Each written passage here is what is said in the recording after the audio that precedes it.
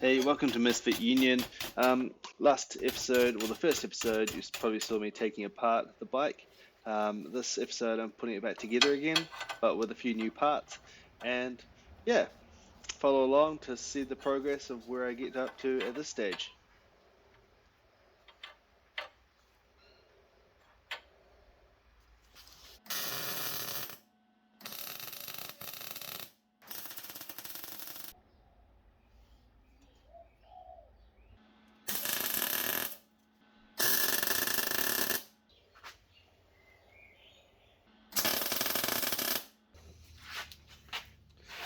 Next step is I tack this plate on, but what I should have done is got the wheels hooked up first. So the width for the frame at the back is supposed to be 150 millimeters, and that's pretty well. What I did is I used a ratchet strap to pull it together, just to kind of simulate what that width would be. And then from there, I've got my new hub, or wheel and mounting brackets. And so these mounting brackets, they will then get welded into here.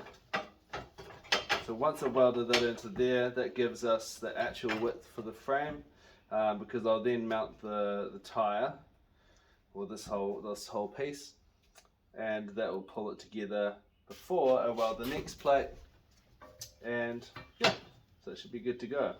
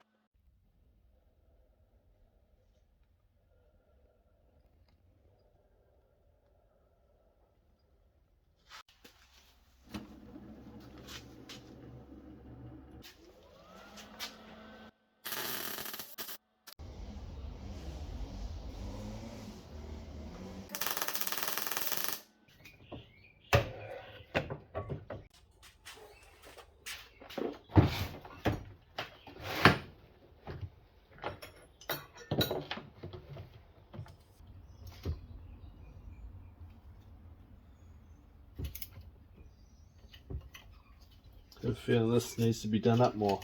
Not the rim, but look at that tire. It's okay. It's just the front one, it's not the powered one. Definitely needs more air pressure, that one.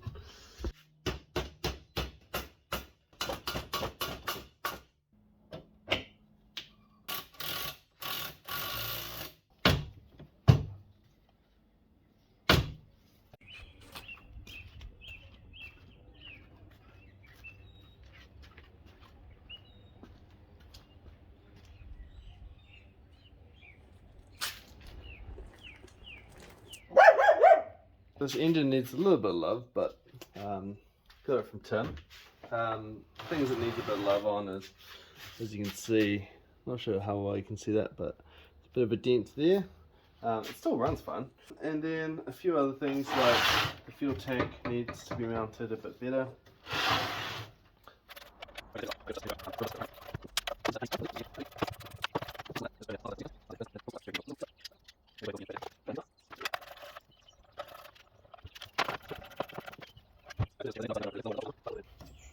It's probably a lot more that needs to come off this, but I'm just trying the simple, lazy way first.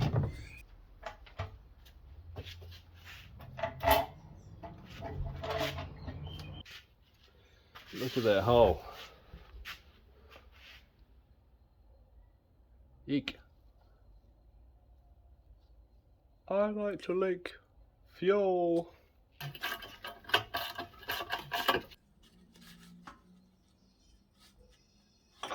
You can hear the compression. Nice.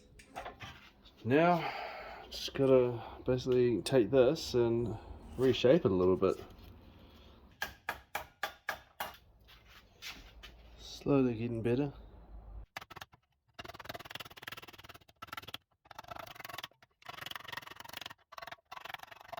Look, it's not perfect. I think you'd probably get a lot better if I had a longer reach hammer to get in behind here a lot better. But it's actually not too bad for just the old home panel beat.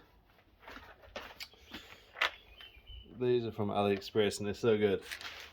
Just basic heat shrink crimps seem to do the job really well.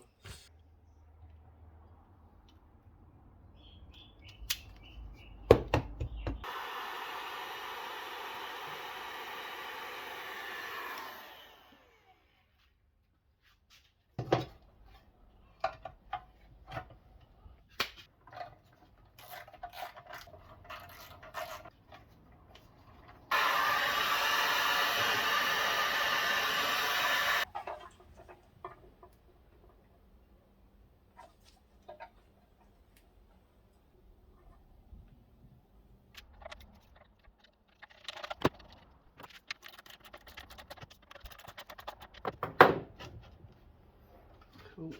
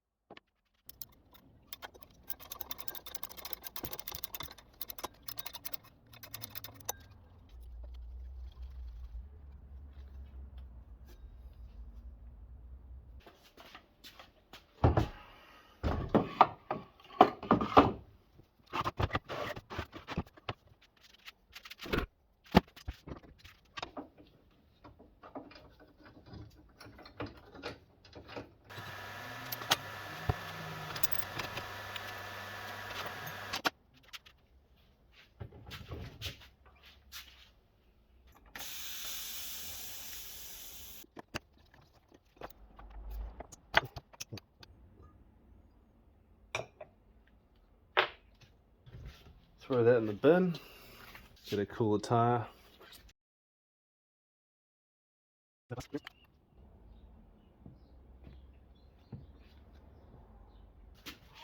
So I've got this new tire on, along with new left side of the wheel hub and the sprockets. This has been machined in a lathe to get it running true. So that means that when I fit this all up, and if it doesn't run true, it's my fault, because however I welded these, probably didn't do it properly. So, well, we'll find out.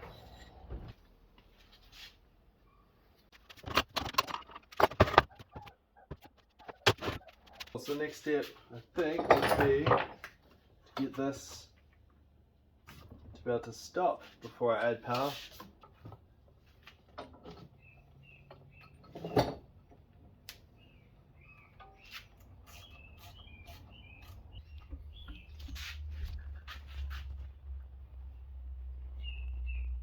Currently my problem is, this is very tightly in here, the stopper, keeping the brake pads there.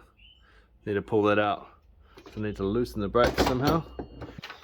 Yeah, so once you've released the wedge up top, and I'll show you what that looks like, it'll enable you to kind of have the space to put the caliper on.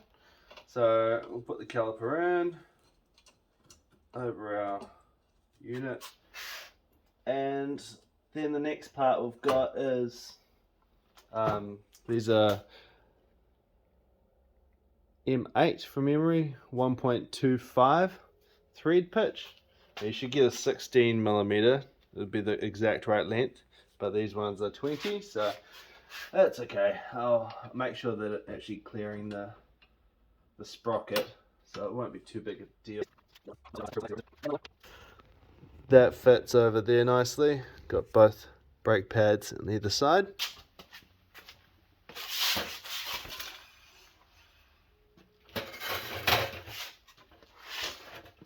So, it's pretty good. Good stuff. I've been loaning this from a friend, thanks Tim. It's basically a chain braking tool.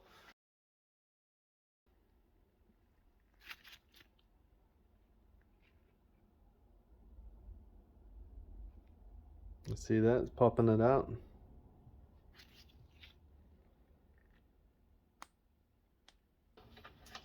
For this, we want to have the engine as far back as possible. Hop this bad boy in. It's kind of cool that you can just lift the whole engine in. It's so small and light. Well, relatively speaking. I was talking to a friend today, and I'm not sure if I mentioned in the video, but the carburetor on this says made in Japan. But this is a Chinese clone engine. So apparently they cloned the made in Japan stamp too.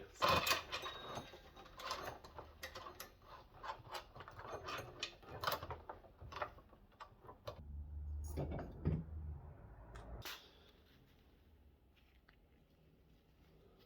It's got your little pin on top. Punch out.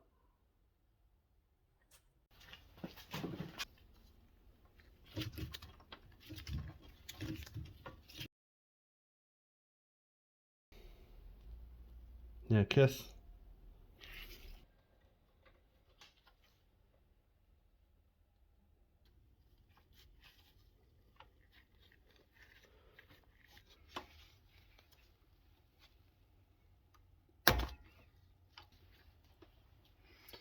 Now we can move the engine forward a little bit. And this is cool. So he's put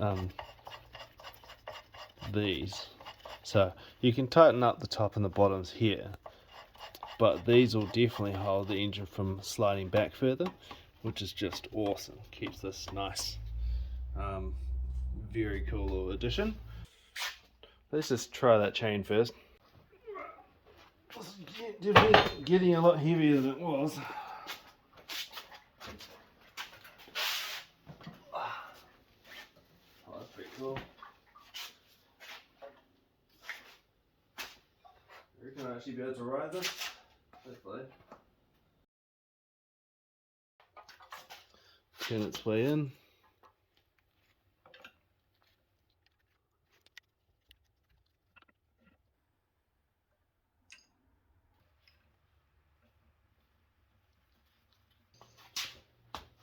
Cool.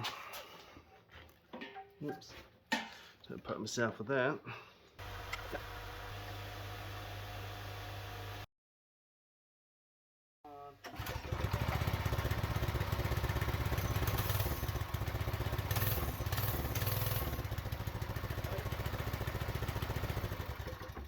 Done.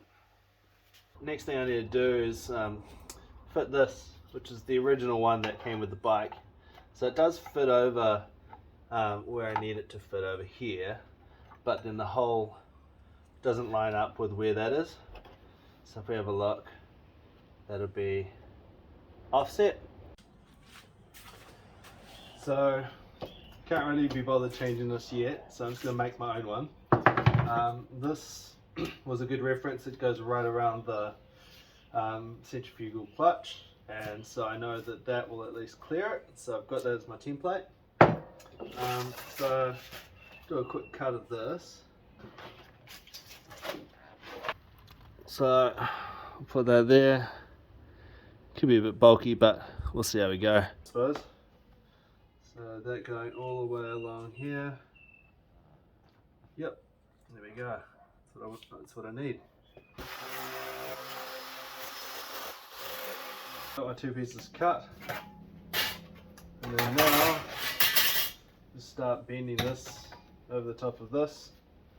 I guess we can just chuck this in the vise.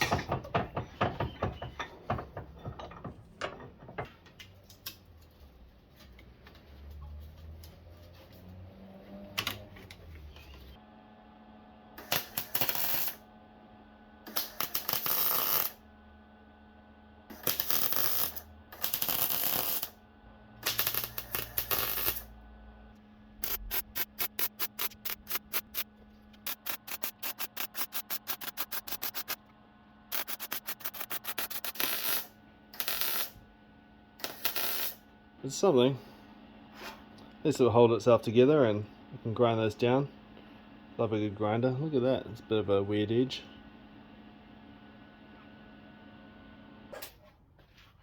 So I've got this now. Should be okay. Bit of a grind down. It's not perfect, but not too bad. Let's see how much bigger this one is versus this one.